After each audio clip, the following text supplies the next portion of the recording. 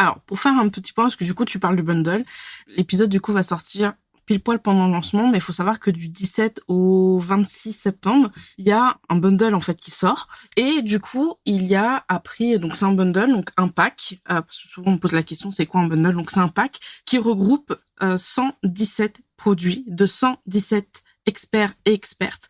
C'est des produits en marketing, des produits en productivité, en automatisation, en visuel, en mindset, en spiritualité, bref, tout plein de petits produits faciles et utiles en fait pour développer, pour améliorer son entreprise et puis tout simplement sa vie de freelance. Du coup, il a un prix vraiment réduit parce que je crois que le total c'était $8 000, $5 000, mais en gros, il est à $299 canadiens. Il y a le petit produit du coup de Manon, il y a le mien et il y en a plein d'autres également. Tous les liens de toute façon seront dans la description.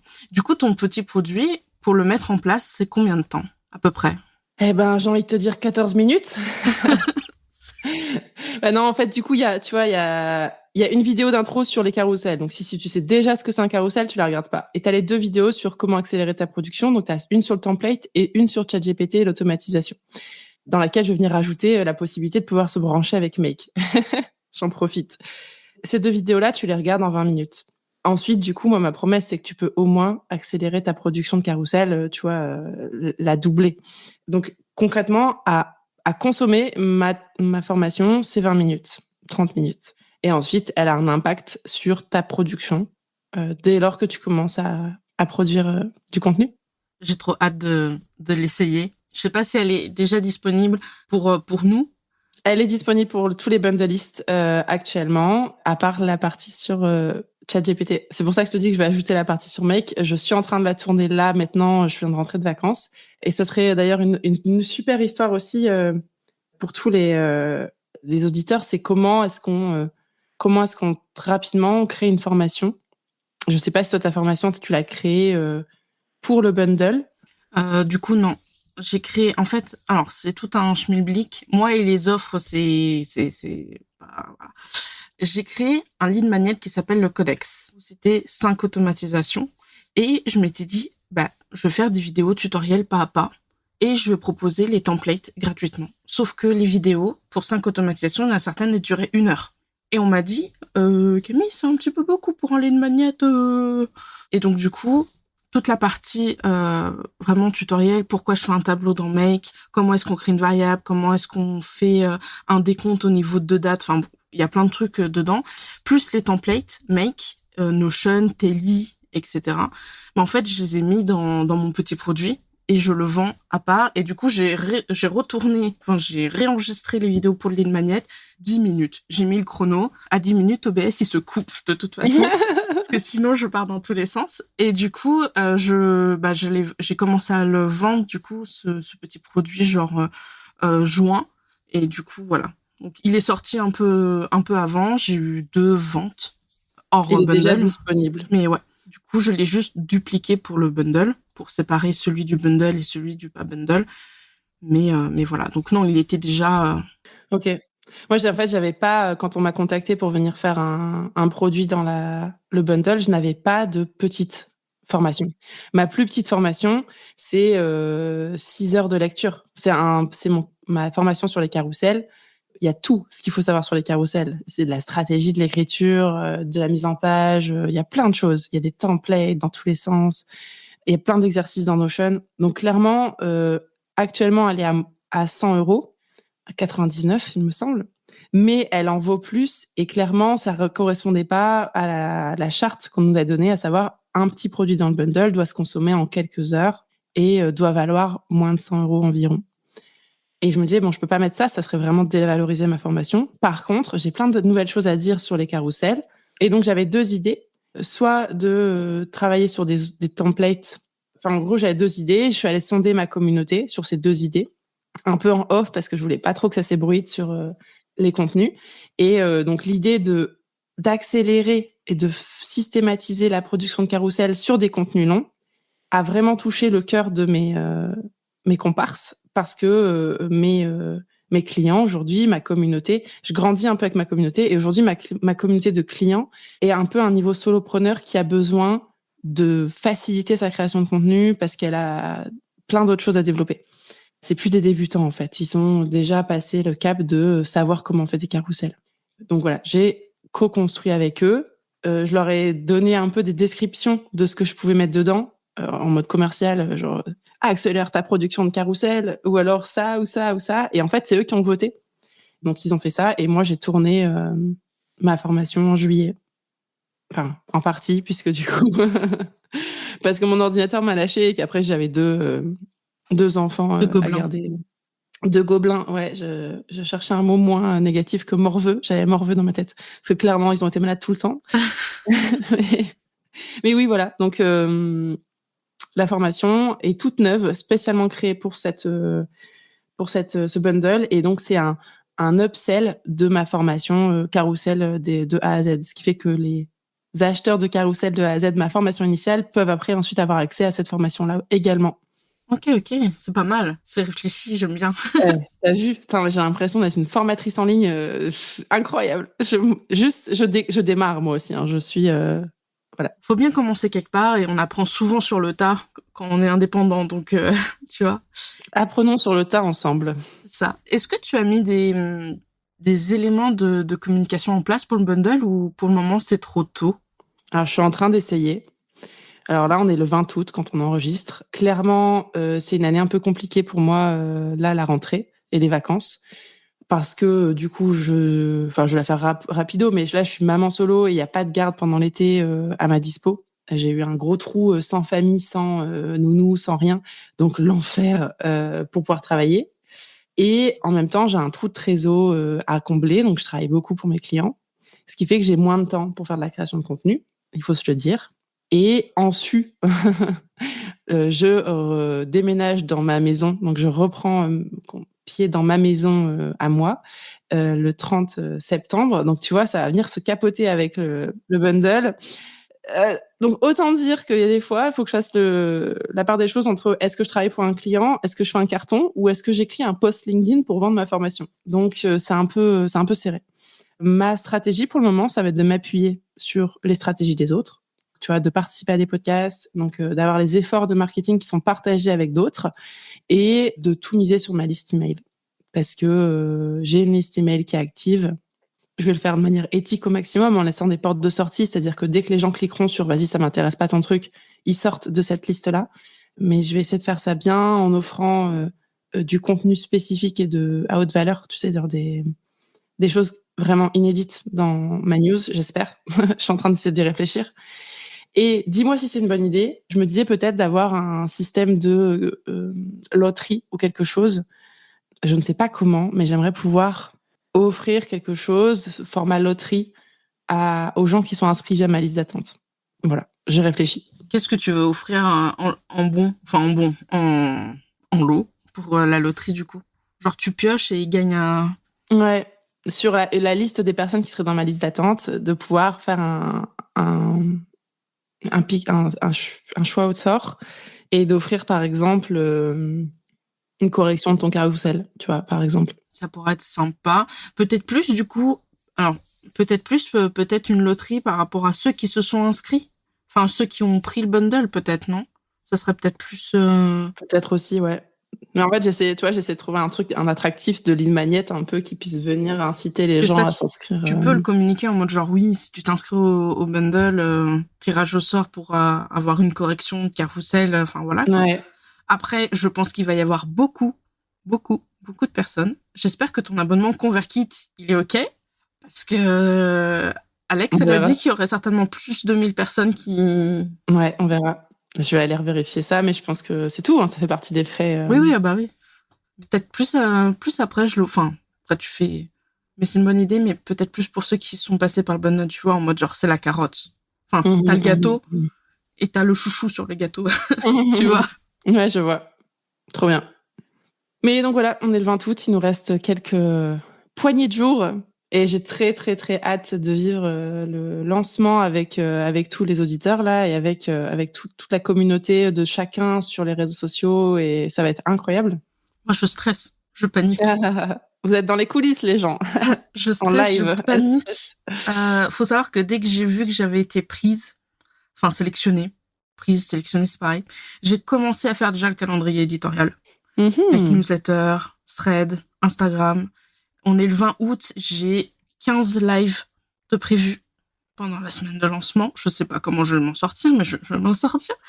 Et je me dis, j'ai peut-être fait un peu trop, tu vois, parce que je voulais bien faire, tu vois, c'est mon premier, et j'ai dit, je vais tout faire à fond, comme ça.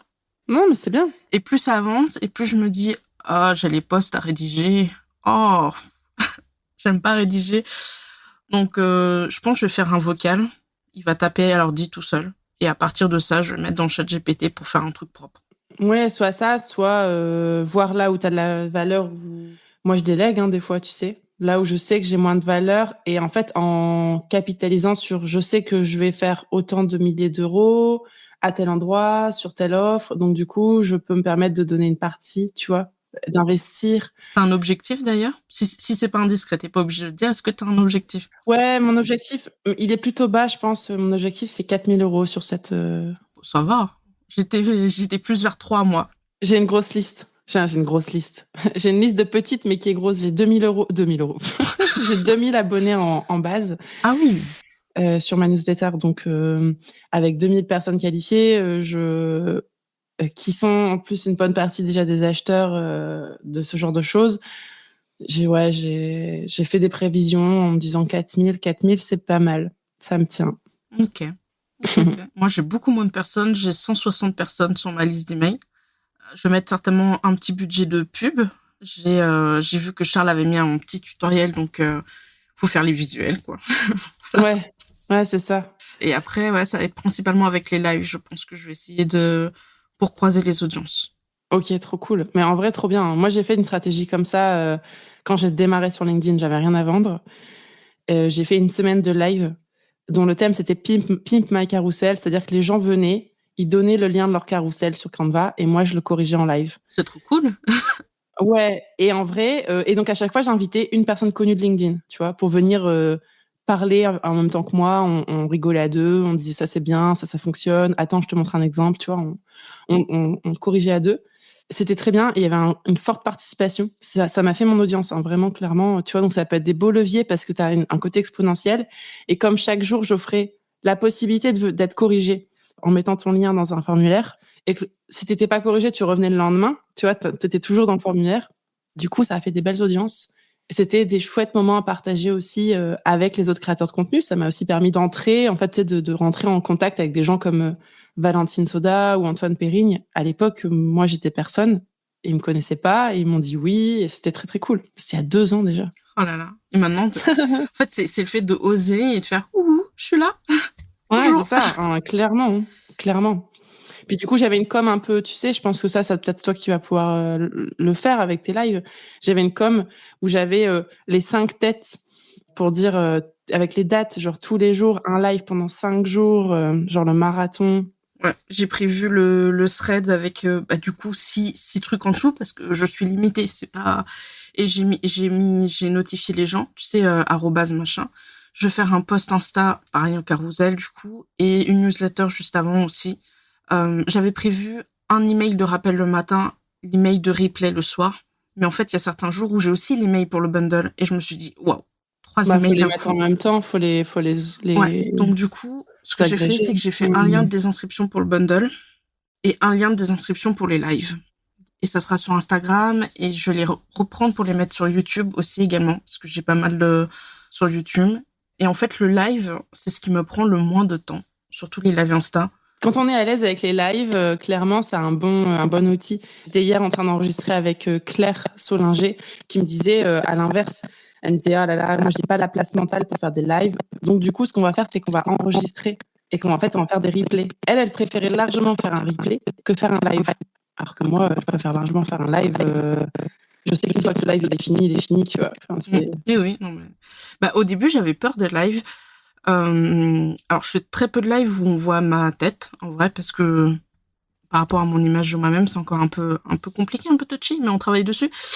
Et en fait, le fait de faire des lives sur Twitch dans le domaine des jeux vidéo, parce que je stream, ça fait un moment, parce que j'ai plus trop le temps, mais je stream des jeux vidéo, etc.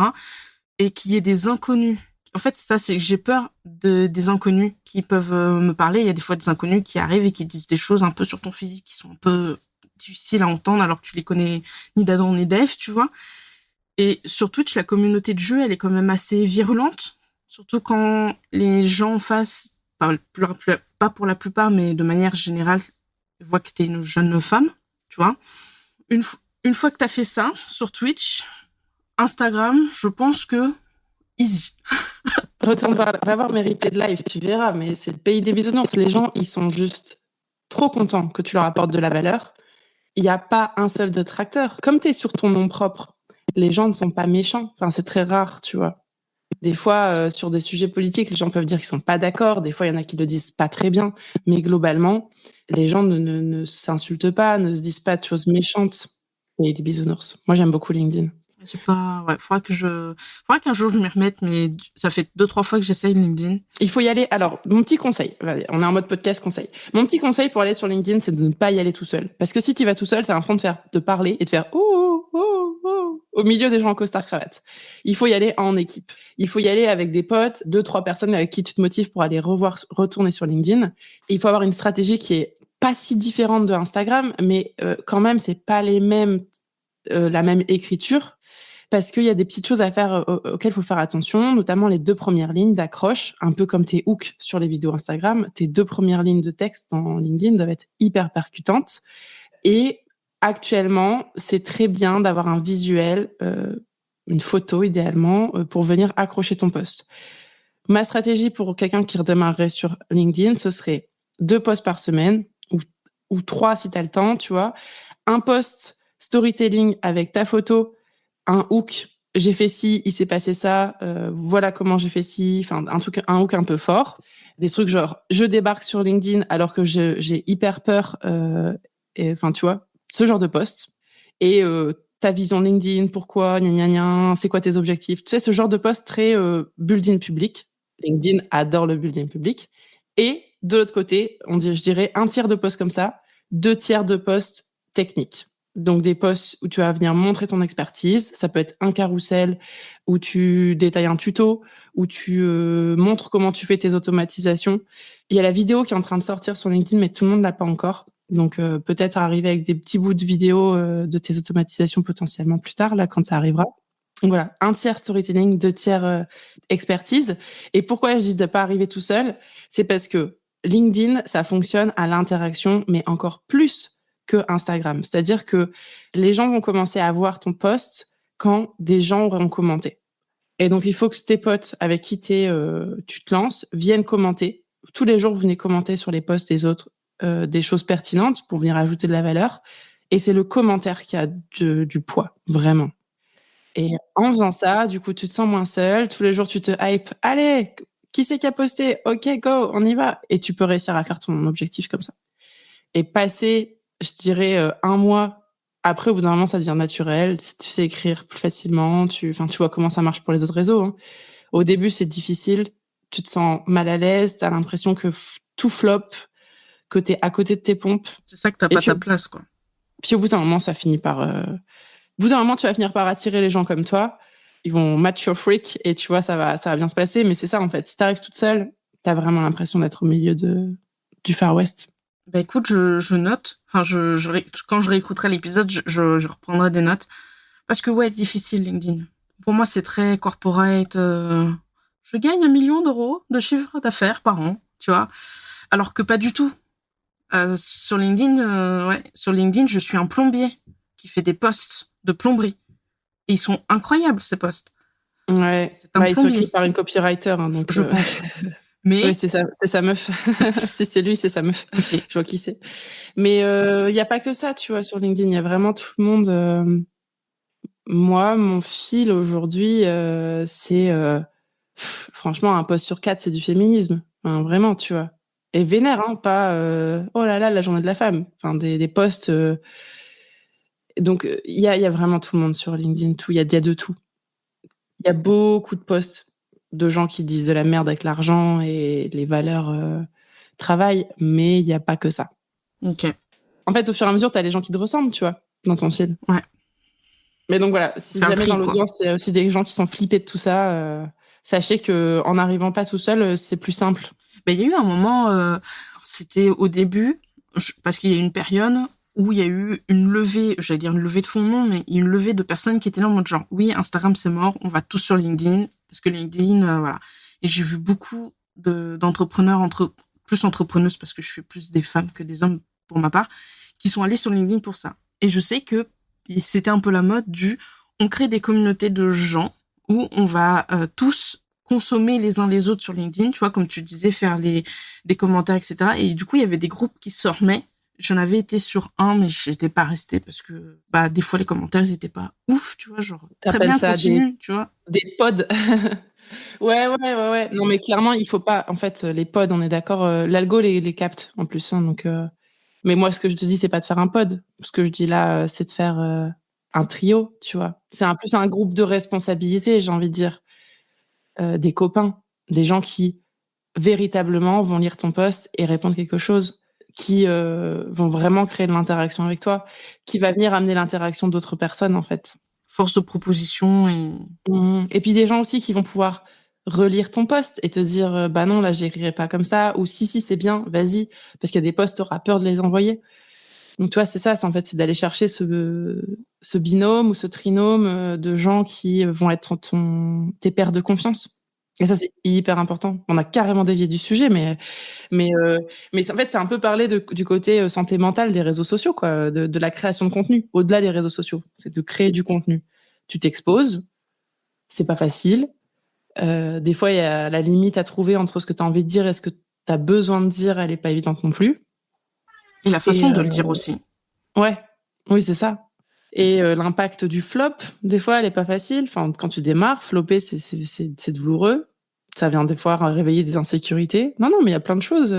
Et c'est pour ça que passer 4 heures sur un post au niveau visuel pour qu'il floppe ou pour 3 commentaires, ça, c'est dur. Alors que t'en passes, comme tu le disais. C'est pas ASMR chat. C'est pas grave. Non, mais Daisy, excusez-moi, mon chat fait de l'ASMR avec vous, je suis navrée. On a entendu le petit miaulement, il est tout à fait excusé. Mais et du coup, passer 15 minutes, voire 49 minutes, allez, on va dire 1 heure pour 2 posts, et le flopper, tu vois, c'est moins grave que si t'avais passé toute ta journée à faire le truc, quoi. Alors, ça fait un peu, excusez-moi du terme, ça fait un peu chier. Mais moins que si t'avais passé 4 heures à faire les visuels, clairement.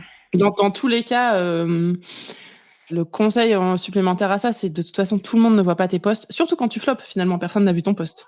Donc, il faut pas hésiter à reposter. Il faut pas hésiter à reposter. Moi, j'ai un client pour qui j'ai fait des carousels hyper cool sur ses piliers de contenu. Enfin, donc, en fait, il a quasiment un carrousel par étape de vie de son client, on va dire. Mais clairement, il les publie 1 fois par mois, tu vois. Enfin, moi, je les connais par cœur. Je les vois tout le temps passer dans mon fil. Mais en fait, à chaque fois, il y a des gens qui commentent, qui disent « Oh, il est incroyable ce carrousel », qui ne l'avaient pas vu. Et c'est des carousels à haute conversion, c'est-à-dire qu'ils sont vraiment designés pour pouvoir faire de la conversion. Et à chaque fois, ça lui fait des touches. Donc, on a peur de faire ça en tant que créateur de contenu, de recycler, au sens vraiment remettre sur le tapis directement son produit, quoi. Sur LinkedIn, j'avais vu un post, alors c'est Kylian... Ouais. Mbappé. Non, j'ai plus le nom. Taline. Oui. Taline, ouais. Je crois. J'ai juste le prénom, j'ai sa tête, mais j'ai peu le reste, excusez-moi. Et il avait republié un post LinkedIn tel quel avec les mêmes visuels. Mm-hmm. Et moi, je l'avais pas vu, l'original déjà, à la base. Donc, j'étais très, très surprise et c'était cool. Et en fait, il a regardé les stats. Et il l'a montré dans un autre post que la deuxième publication, qui est exactement la même, au virgule près, à l'emoji près, a plus eu d'interactions, commentaires, likes et vues que le premier. Et pourtant, c'est un copier-coller à quelques mois, quelques semaines, quoi. Non, mais il y a tellement de choses qui jouent. Comme l'algo, elle se base sur les interactions dans la première heure, enfin la manière dont ça interagit, ça crée de l'émulation. Si ton premier post, il est posté à la mauvaise heure, la mauvaise journée, parce qu'il y a Trump qui a dit une connerie, ou enfin voilà, on sait pas. Bah en fait, du coup, tu peux avoir un démarrage qui est nul et donc avoir un mauvais lancement de post. Le même post peut avoir des meilleures retombées sans raison, ou juste parce que ton audience, elle a grandi, quoi. Puis même, des fois, tu vas poster, les gens sont pas dispo. Et puis, il y a tellement de... Enfin, moi, je suis à peu près 300 personnes. Je veux dire, le soir, c'est long. Puis même en journée, c'est long, quoi. Donc, même en postant à la bonne heure, etc., peut-être que ton audience, peut-être des personnes qui ont pas le temps, qui ont pas le... Ah bah clairement, tu ne vois pas tout le contenu. C'est Juliette Cadeau qui disait, là, je pense c'est elle, la seule personne qui voit tout ton contenu, c'est toi. La seule personne que tu saoules, c'est toi. Voilà. Voilà. Non, mais c'est totalement vrai, c'est totalement ça. Du coup, on va s'arrêter là pour cet épisode qui aura été déjà pas mal important. Merci beaucoup d'être venu et merci beaucoup pour ces conseils. Tous les liens, de toute façon, seront dans la description. Le lien vers, du coup, ta petite formation, enfin petite, on s'entend quand je dis petite, oui, parce que oui. sera dans la description. Donc, ça sera le lien du gros bundle. Si vous avez apprécié cet épisode, vous qui nous écoutez, si vous avez des questions, si vous voulez faire des retours, n'hésitez pas à envoyer un message à Manon ou à moi sur les réseaux. Et puis, on se retrouve pour un prochain épisode dans la pause café. Salut! Merci Camille, salut! Merci d'avoir écouté cet épisode. J'espère qu'il t'a apporté de nouvelles idées et de nouvelles réflexions pour faire évoluer ton business. Si tu veux aller plus loin, rendez-vous sur camille-davidpekins.fr pour découvrir des ressources supplémentaires pratiques et utiles. Je te dis à très vite pour une nouvelle pause café ensemble. Salut!